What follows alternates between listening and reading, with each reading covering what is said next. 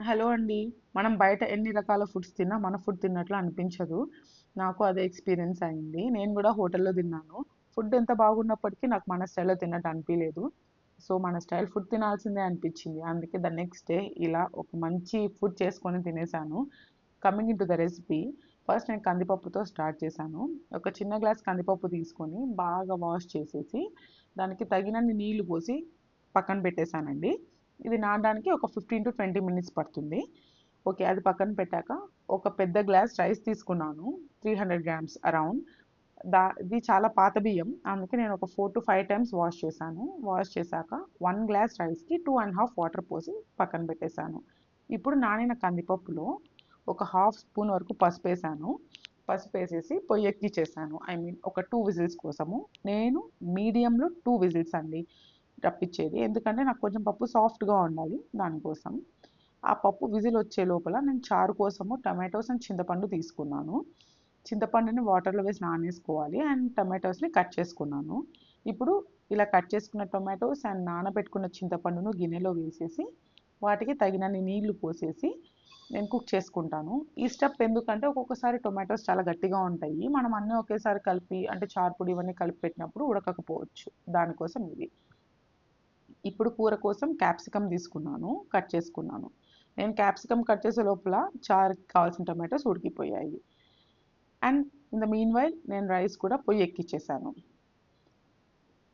So, అక్కడ rice ఎక్కిచ్చే లోపల ఇక నాకు పప్పు ప్రెషర్ పోయి మూత వచ్చేసింది. చూడండి పప్పయితే ఎంత బాగా ఉడికిపోయిందో. ఈ పప్పులోంచి కొంచెం తీసి చారులో వేసుకున్నాను.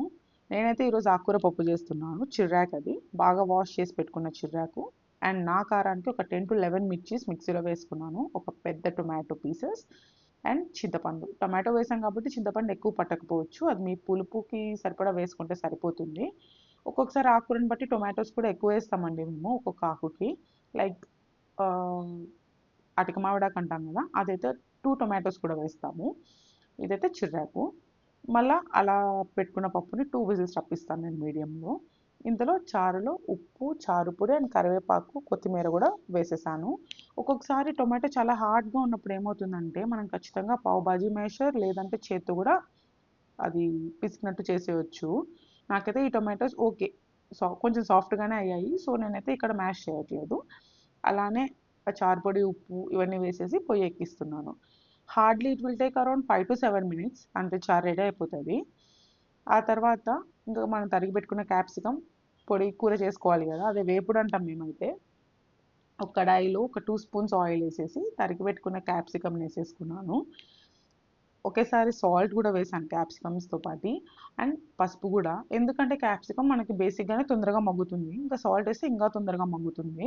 అలా వేసిన సాల్ట్ అండ్ పసుపుని బాగా కలిపేసి మూత పెట్టుకున్నాను. ఒక 5 మినిట్స్‌కి ఇలా ఇంత స్టేజ్‌లో మగ్గిపోయాయి. అలా మగ్గిపోయిన తర్వాత ఒక్కసారైతే నేను కలిపెడతాను పైనుంచి కిందకి. ఎందుకంటే ఏదైనా ఇఫ్ ఇన్ కేస్ మగ్గనిదున్నా పెద్ద పీసెస్ ఏదైనా ఉన్నా గూడా సెట్ అయిపోతుందని.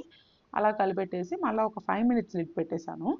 ఇంతలో నాకు అక్కడ పప్పు ఉడికిపోయింది. అది విజిల్ గూడా వచ్చేసింది. సో, నేను నీళ్ళనేది చూసుకొని పోసుకోవాలి ఫస్ట్. లేదంటే మరీ జారుగా అయిపోతుంది. ఇప్పుడైతే సాల్ట్ వేసేసి పక్కన పెట్టేసుకుందాము.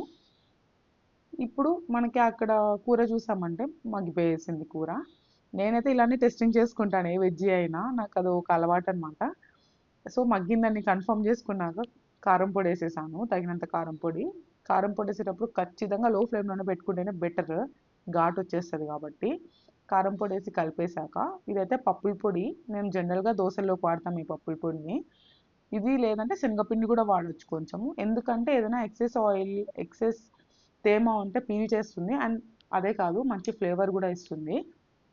మేము ఆల్మోస్ట్ ఆల్ అన్నీ ఇలా చేసే కూరలకి ఖచ్చితంగా పప్పుల పొడైతే వేస్తాము. మంచి టేస్ట్ వస్తుందని జెప్పేసి.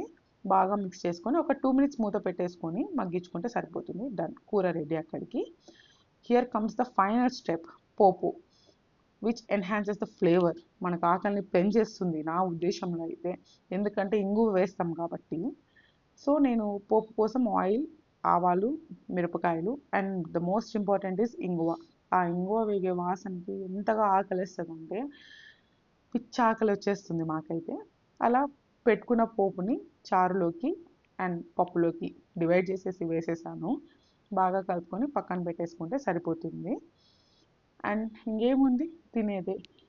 ఎంచక్కా ఒక కూర, పప్పు, చారు, అన్నం, ఆకుకూర పప్పు కాబట్టి మజ్జిగ మిరపకాయలు, అండ్ ద లాస్ట్ కమ్స్ పెరుగు. Enjoy your meal.